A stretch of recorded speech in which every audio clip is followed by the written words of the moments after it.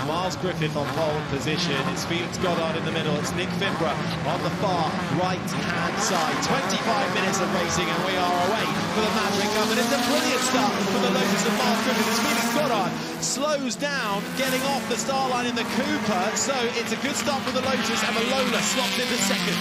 And a truly dreadful start from fifth on the grid by Fred Martin-Dye. Everybody had to nip around the list of Maserati, who coming through in about 15 or even 20th place. But up front, that was a supreme start from Miles Griffith. Any hope his rivals had of getting it before the first corner, well, they've got to think again. But Felix Goddard already in that T39 bobtail, the first T39 works car, finding his way back through after a little bit of a slow getaway. Then comes Nick Fimbra, who is now under pressure from Billy Bellinger in the Lola Climax Mark 1. That's the all-silver Lola, trying to hunt down that all-black Lola in front of it. That battle raging on for third as it currently stands. But a nice clean start from everybody in the field.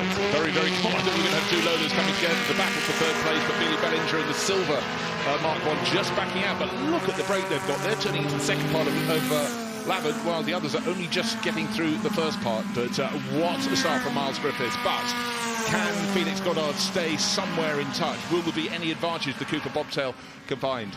In fact, I beg your pardon, sorry, Felix Goddard's gone rather further back. He's down in the back sixth position. Just in the back being challenged by Jacob Holstein there in the pale green Lotus alongside.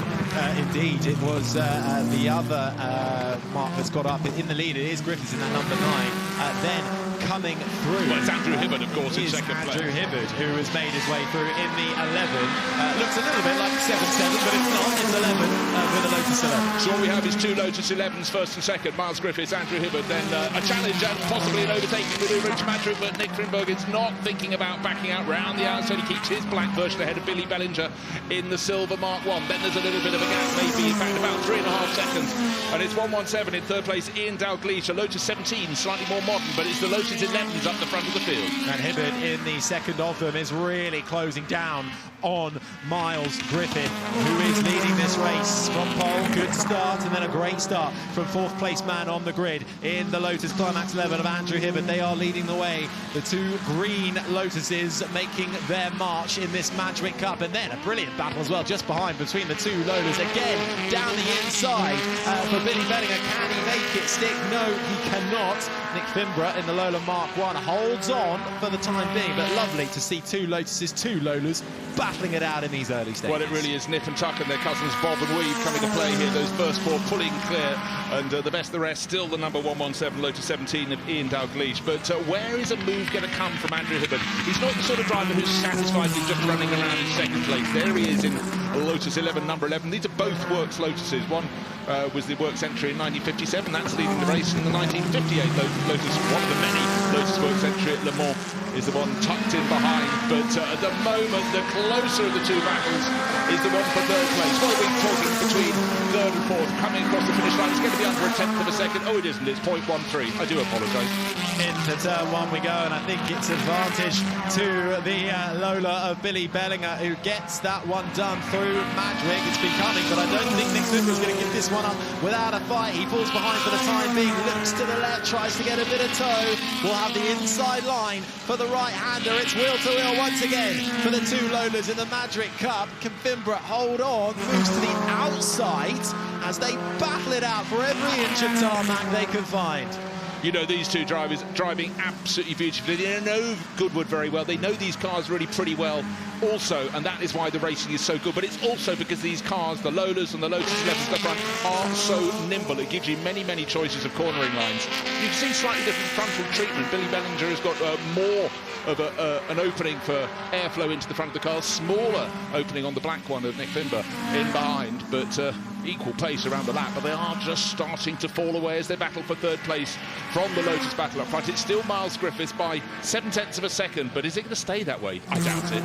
Side by side again, though. This time looks like Fimbra's going to have the advantage. Slightly later on the brakes, into the sweeping right-hander. There we go. Bellinger has to fall behind for the time being. Nice racing between these two, giving each other just about the right room, but a little bit deep into the chicane for Fimbra. That allows Bellinger to get right on to his tail, move out from the underside of the Lola in front, and we have Once again, two Lolas side by side going through Madgwick.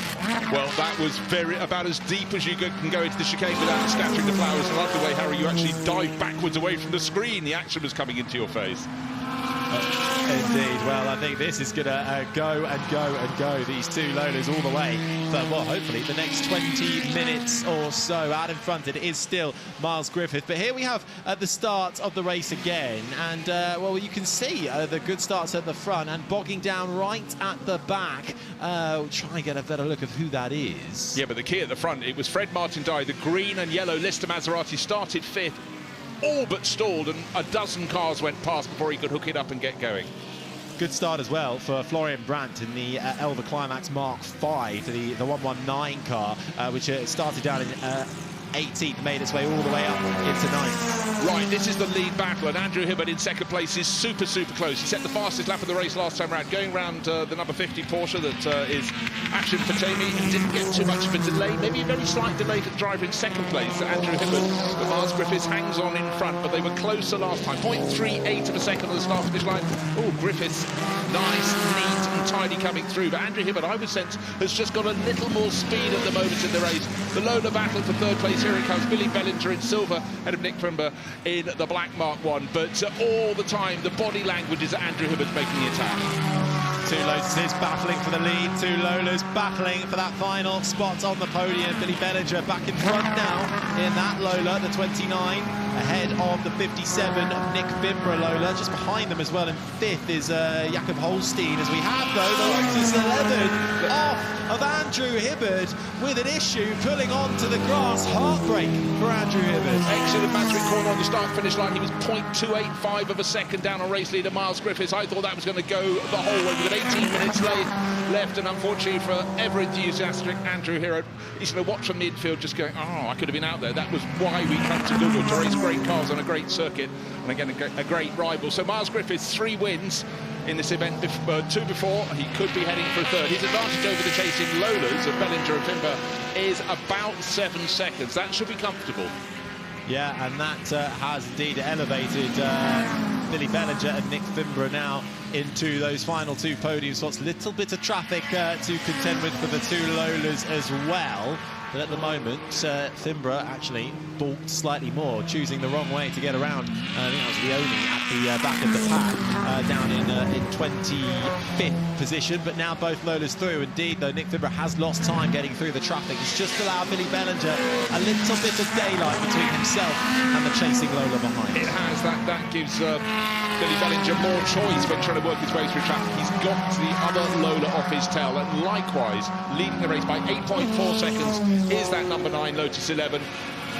There it is, Miles Griffiths. He had a playmate, he doesn't have one anymore, but he's still going to enjoy it. But for the Lolas behind, they may have some good moves. Oh dear, he made another Lotus right across the bows of our race leader, and that's the 11, the more of Amaury Gabriel. It gets out of the way, but a little too late. But it doesn't matter too much for Miles Griffiths. He's looking comfortable, but Lotuses have been fragile in the period.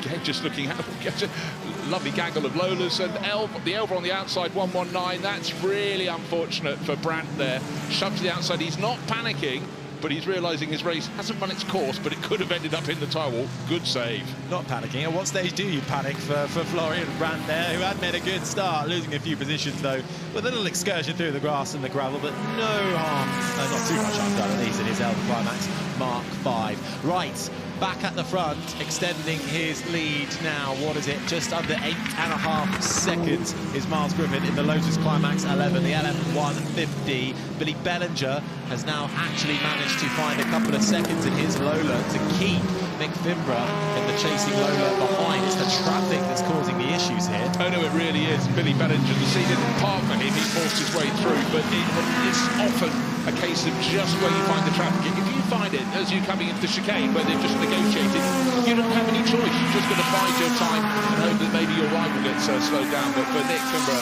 that has been unfortunate the last lap and a half. Yeah, down in fourth is Jakob Holstein in the Lotus Climax 19.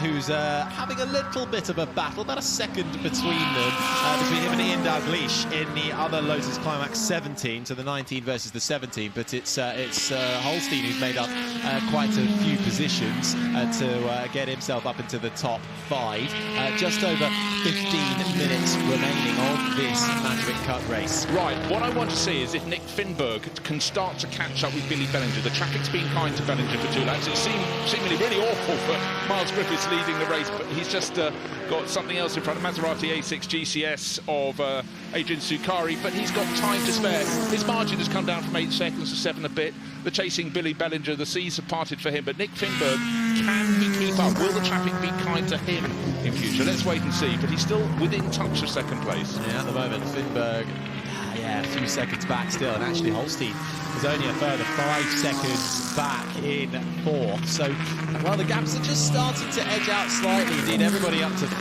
14th has already been lapped in this race, as a move made just to get himself up into 8th for John Clark's Cooper Climax, one of the T39 bobtails, just getting ahead of the Oliver Crosthwaite car. That's another Lotus Climax, the Mark 1 in that battle for 8th and 9th. Right, 7.6 seconds between Miles Griffiths leading the race and Billy Bellinger, and again traffic wasn't too kind for Nick Finberg. There he is in the second of the Lolas, little Mark 1's fabulous looking car. His is the black one, car number 57. He cannot at the moment catch Billy Bellinger in the silver one, that's car number 29. They're both lapping pretty much on the pace of the race leader, Miles Griffiths, in his Lotus 11. But where are the brakes going to come? There's still time. Just under 14 minutes remaining in this race. It's a 25-minute race, the Madgwick Cup, but plenty of variety. But he doesn't need playmates right now. He needs to get back on the tail of Billy Bellinger. He knows that. I know that. You know that. Needs to close that gap. Of course, these cars racing back in period, some of them heavily restored, including our leader, found in decent condition, but then restored to get back to racing in that Lotus Climax 11 LM150. But of course, a lot of these with roll hoops added for safety purposes these days, which wouldn't have been there for period racing. No, absolutely not. Now, someone who made a really good start, and he's carried on proceeding up the order, Jacob Holstein started his Lotus 19. It's in the UDT Laystall pale green race livery. 13th at the start, 4th at the moment. He has just lapped faster than the 3 front runners, and faster than this man, number 9, Miles Griffiths. He may be heading for a 3rd win in succession in the Madgwick Cup, but Jacob Holstein is driving a fantastic race in the number 19 pale green Lotus. It was on the grandstand side of the field when they were lining up on the start grid. There he is, and he's not only caught Nick Finberg, he's getting about 3 seconds in 1 lap. He's gone past him. I thought the next 2 laps the story would be him coming to be the playmate for Nick Finberg. Not a bit of it. This is a fantastic drive in the ex-UDT Laystall machine. It's something that was raced in period very well by Lotus drivers in many ways, by Sterling Moss and Innes Ireland. Yeah, and carving its way through the field at the moment, that of John Holstein, who is really making waves, trying to get himself up through the pack now, up into 3rd. So Finberg down to 4th now. That Lola starting to fall back a little bit. The first of the Lolas is still Billy Bellinger, still about 7 seconds or so away from Miles Griffith, who is out alone in front after 8 laps of racing, as Holstein just catches a little bit of traffic, has to find his way around the outside, just getting past the Cooper Porsche special of Cameron Healy further back in the pack, and that has actually allowed the Lola to catch right back up of Nick Finberg, who is closing, managing to utilise the traffic well on this occasion, but Holstein just seems to have the edge for the time being. I'm just looking to see, there was another driver who should have been with them, Ian Dalglish, the dark green Lotus 17, because at the start of the lap he was pretty close, but he's fallen back a little bit. He's in 5th place, but at the moment Nick Finberg has no answers to the pace of this Lotus 18 car from 1960, sorry, Lotus 19. Ex-works car, or a car commissioned for UDT Laystall racing team, raced in Nassau with great results, but let's see, can that fight back? Will there be a fight back for the Lola of Nick Finberg? He'd love a podium position, but 13th to 3rd, that's a really good drive from Jacob Holstein. I just saw Ian Dalglish in the background there, so he's a couple of seconds adrift of Nick Finberg, still holding on to 5th place at the moment. This, though, is the car that currently sits in 3rd. Jacob Holstein, the Lotus 19, trying to then now extend his gap to Nick Finberg in the Lola, who is currently in 4th. but out in front, still clear and maintaining really a steady gap, is Miles Griffith in the Lotus Climax 11 LM150. And she just extended his gap to over 8.5 seconds now. Griffith's ahead of Bellinger, then comes Holstein. Doesn't have to push too hard, but Jacob Holstein is absolutely flying. He's put his fastest lap in last time around, just under 1 minute 31 seconds. He should be almost coming to the background of the shot. I've just had a pit siren, and Oliver Crosswaite has just reported to the pits. That's Christine Finberg's car, another Lola Mark 1, so very unfortunate. Ex-Peter Ashdown car has come to a halt. Don't forget, within this race, we've got a spin from...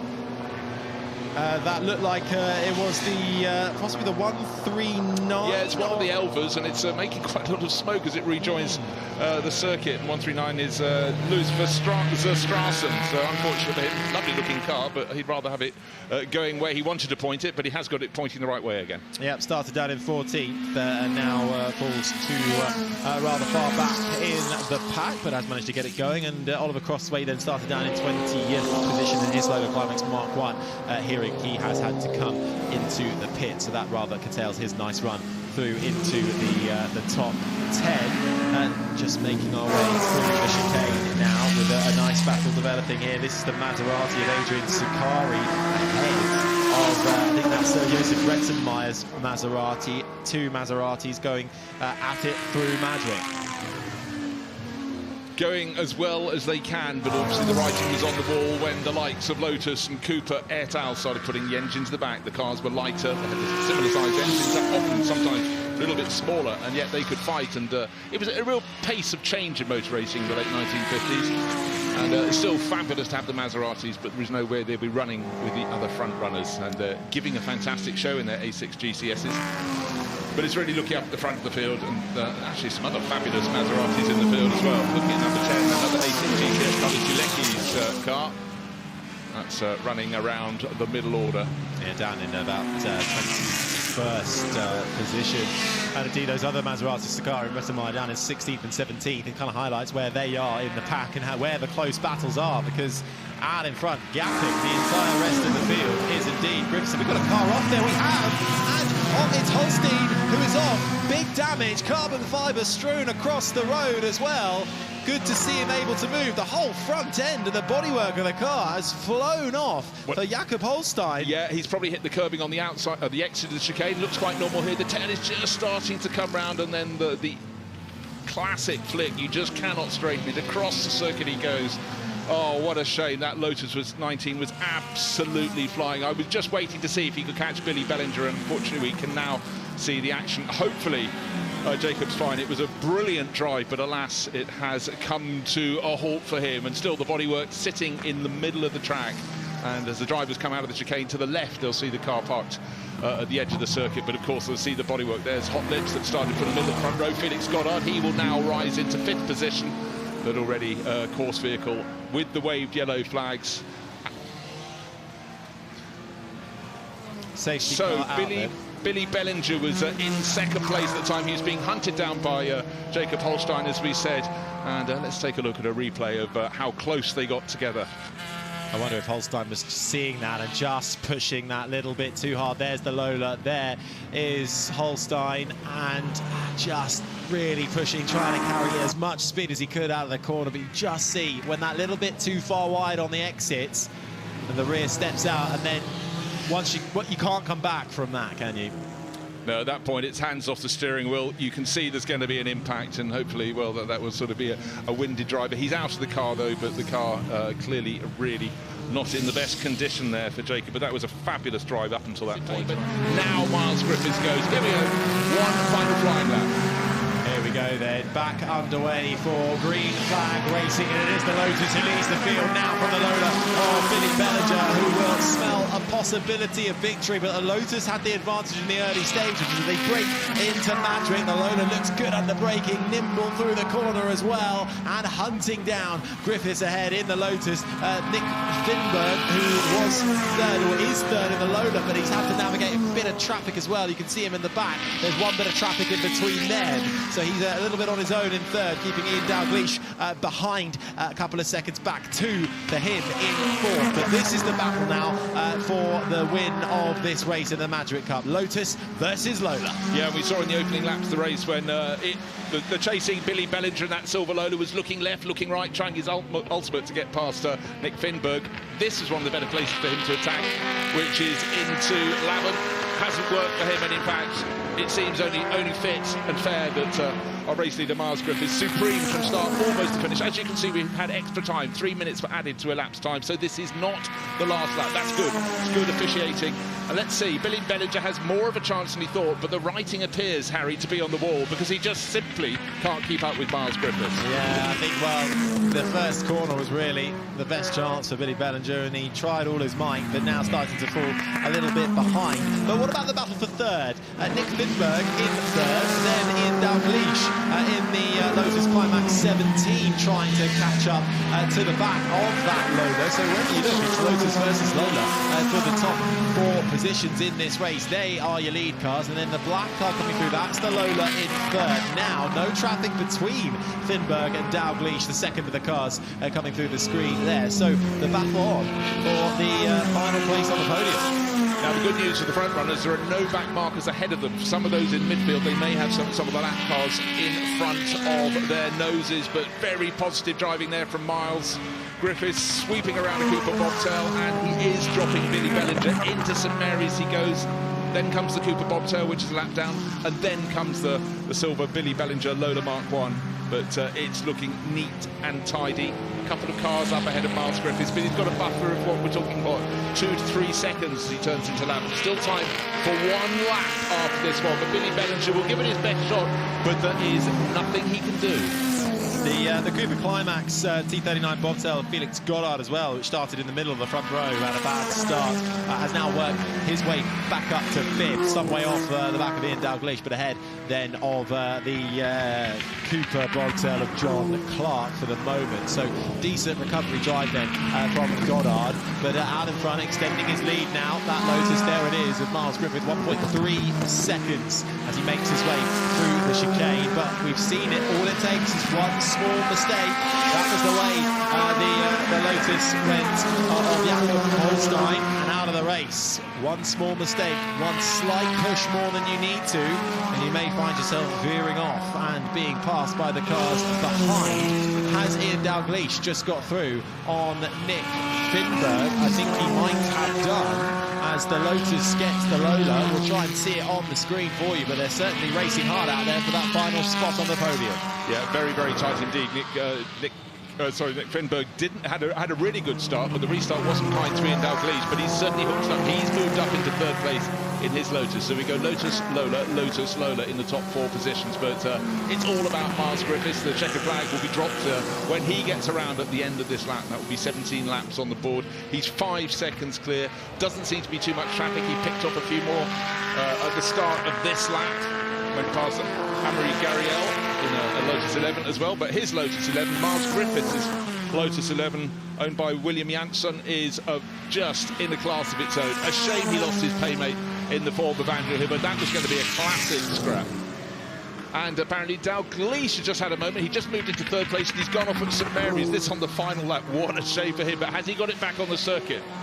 That might well allow Nick Finberg to try and claw back that final podium spot, but just the chicane then to go for Miles Griffith in the Lotus Climax 11 LM150, who has driven superbly, kept his head cool, calm and collected for the Lotus, that after 17 laps takes the win of the Madgwick Cup, and it will be a Lotus from a Lola. Billy Bellinger manages to come home in 2nd, and we wait to see who came out in 3rd. Did Ian Dalgleish get it back onto the track ahead of Nick Finberg? I'm not sure he did, as Finberg will come across the line to take 3rd ahead of Dalgleish. So such a shame there for Dalgleish to just end off the podium after a really nice sublime drive up through the field as well. But in the end, that Lotus of Miles Griffith, a works entry into the Le Mans 24 Hours back in 1957, winning this race as the other Lotus went spinning round on the final lap.